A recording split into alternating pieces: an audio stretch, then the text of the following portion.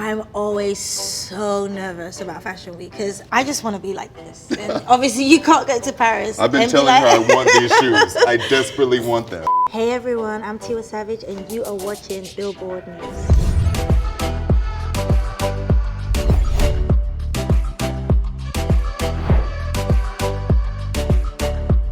It's Tetris with Billboard News, and I'm hanging with Tiwa Savage. What's up, girl? How you doing? I am good. How are I'm you? loving the vibe. You got me feeling Just comfortable and ready to hang. You guys, I mean, look at the couch. I feel really relaxed. I lay on my 10 toes for every go settle. No go let the devil. So many things I could do to you. If only you give me the permission to. I will never focus in the air. You're not new to this game, obviously. 10 years doing this. I mean, from X Factor to all of your career. How does it feel now that Afrobeats is kind of in the forefront, obviously here in the States, to like be new, but also not new at all? Right. When I kind of got into it, it was, like you said, it wasn't crossing over yet. So to see it now and to still be in the game is like a blessing for me. I'm just inspired, like, wow, like seeing an Afrobeat artist achieve billion streams, and I'll be like, what? That was impossible. Like, not even when I started, when I was just like a fan of, you know, like the Afrobeat genre. So when I see it, I'm like so inspired. I remember I was talking about when the Grammys like added their category, but now it's not just the Grammys, it's the AMAs, it's the VMAs. I didn't know that actually. Yeah, I know, it's crazy. Wow. That they have these now Afrobeats categories. Do you think that's a great thing? Should there be more categories? I think it's great, obviously. I think it's great that we're being recognized. I still want Afrobeat to be like popular music, like, so I don't want it to be like a niche genre. Like, I still want it to be competing with like R&B, hip hop, pop, country music.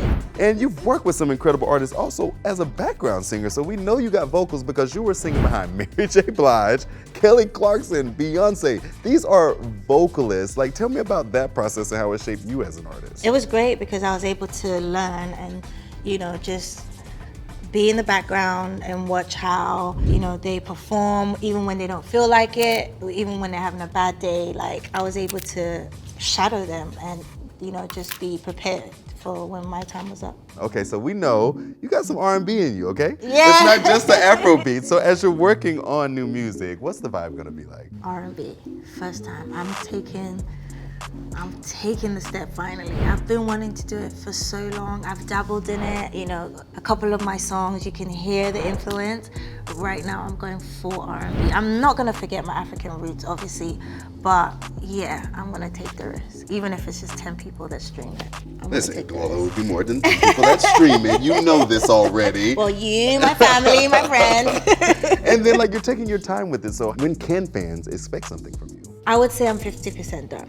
Okay, 50% is a Yeah, long way through. yeah, I'm 50% done. All right, let's talk about your incredible year. You've obviously been super busy. I mean, from Fashion Week to all the festivals, everything that you've been doing. So what sticks out to you? What's been incredible to you in your year? Oh, wow, this year. I think I enjoy Fashion Week. They work so many months and then it's done in like 10, 15 minutes. And I'm just like, whoa, like, so I was really inspired. I was just blessed to be invited. And talking about being front row to one of the biggest things ever, like King Charles' coronation, like what was that like? Oh my goodness. I was nervous. Oh my goodness. And I was like, okay, yeah, it's a coronation. Then I heard it's about how many people watching, like 80 million or something.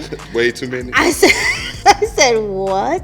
But then just before I stepped on stage, I was like, I'm representing not only Africa, African women, like, and it was so important for me to like just, I knew it was a really, really important moment, and that just changed everything for me. And I went out there and I'm like, I'm gonna kill this. Yeah, and you did. And I love your perspective as you speak on that, because I'm sure you saw, like, there was all this conversation online, of course, then they're like, she's performing Keys to the Kingdom, and there's this monarchy, colonization. You know how Black Twitter ate that up. How did you feel reading that after having had such an incredible performance?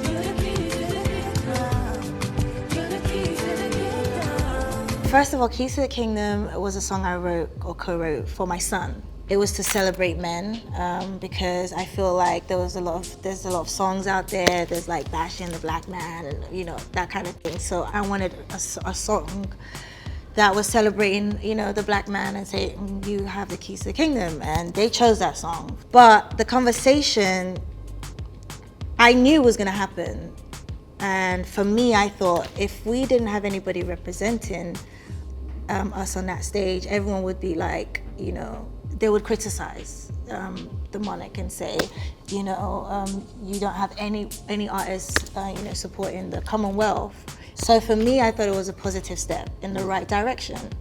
And I didn't mind being the scapegoat, because I knew that I was going to deliver a great performance. So you can say anything you want, but I knew that you cannot criticize the performance. And I wanted to represent and be like every other black girl or, you know, black artist watching it. You know, like I wanted them to feel included.